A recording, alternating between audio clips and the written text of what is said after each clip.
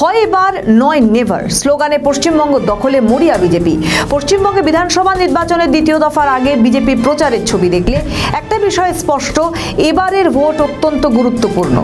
কেন্দ্রীয় নেতৃত্ব থেকে বিজেপি শাসিত রাজ্যের মুখ্যমন্ত্রী, তারকা প্রচারক সবাইকে নামিয়ে রাজ্যের শাসক দলকে চাপে ফেলছে বিজেপি। পশ্চিমবঙ্গের রাজনীতিতে বিজেপির উত্থান একদিনে হয়নি।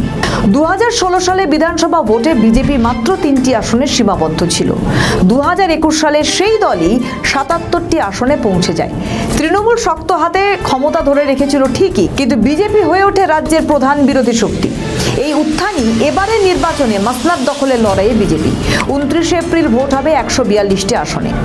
এই দফার বড় অংশ কলকাতা ও তার আশেপাশের এলাকা, নদিয়া, হুগলি, হাওড়া, উত্তর 24 পরগনা, দক্ষিণ 24 পরগনা এবং পূর্ব বর্ধমানের মতো জেলায়। 2021 সালে এই বলয়ের বড় অংশ ছিল তৃণমূলের শক্ত ঘাঁটি। তাই বিজেপির কাছে এই দফা শুধুমাত্র আরেকটি ভোট পর্ব নয়, বরং তৃণমূলের পুরনো জমিতে ফাটল ধরানোর শেষ বড় পরীক্ষাও।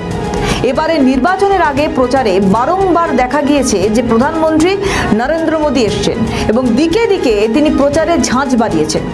তার সভাতে বারবার উঠে আসছে দুর্নীতি, নারী নিরাপত্তা, উন্নয়ন এবং ডাবল ইঞ্জিন সরকারের কথা। মোদীর বার্তা সরাসরি, বাংলা বদল চাইছে, বিজেপি এলে সুশাসন ফিরবে, মেয়েরাই বাংলায় রাতে বেরোতে পারবে। নারীদের নিরাপত্তার দিকে বিজেপি নজর রাখবে। নরেন্দ্র মোদীর পাশাপাশি প্রচার করেন উত্তরপ্রদেশের মুখ্যমন্ত্রী যোগী আদিত্যনাথও। তিনি প্রচার থেকে বলেছেন যে ডাবল ইঞ্জিন সরকার এলে বাংলায় দুষ্কৃতীদের দাপট কমবে, আইনের শাসন ফিরবে। প্রতিশ্রুতি, দাবি সব দলের মতোই বিজেপির তরফ থেকেও দেওয়া হয়েছে। বিভিন্ন সমীক্ষা যা বলছে এবারের বিজেপি ক্ষমতায় আসছে। চলুন এক নজরে দেখে নেওয়া যাক যে সমীক্ষা কি বলছে। নদিয়ার মোট আসন 17।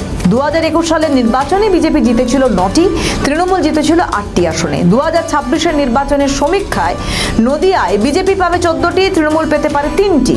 উত্তর 24 পরগনা মোট আসন 33টি।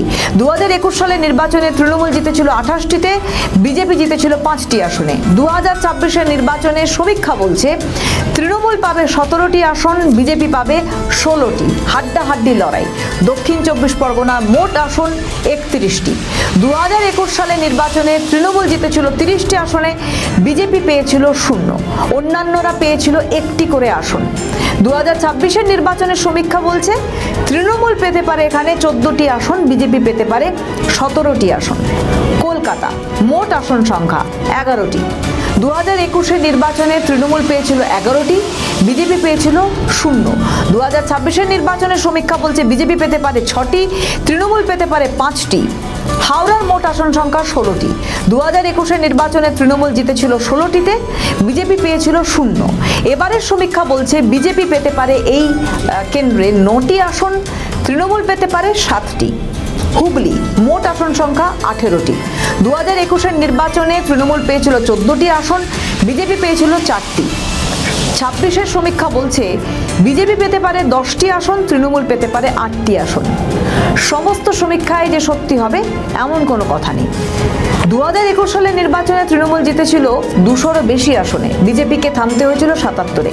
এবারে যে প্রেডিকশন বিভিন্ন জায়গা হচ্ছে সেটা কি এবার সত্যি হবে, নাকি চতুর্থবারের জন্য ক্ষমতায় আসবে তৃণমূল কংগ্রেস?